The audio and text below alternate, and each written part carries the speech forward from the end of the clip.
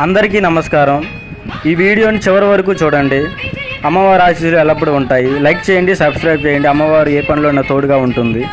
ఈరోజు తెలుసుకోవాల్సిన రాశి కన్యా రాశి. ఈ రాశి వారి గురించి చెప్పే ముందు ప్రేమ పెళ్లి సమస్యలు, కోర్టు సమస్యలు, భార్యాభర్తల సమస్యలు, నరఘోష సమస్యలు, నాగదోష సమస్యలు, గృహ నిర్మాణంలో పనులన్నీ వెనకబడటం, ఎటువంటి సమస్య అయినా కానీ కనిపిస్తున్న నెంబర్కి కాల్ చేయండి.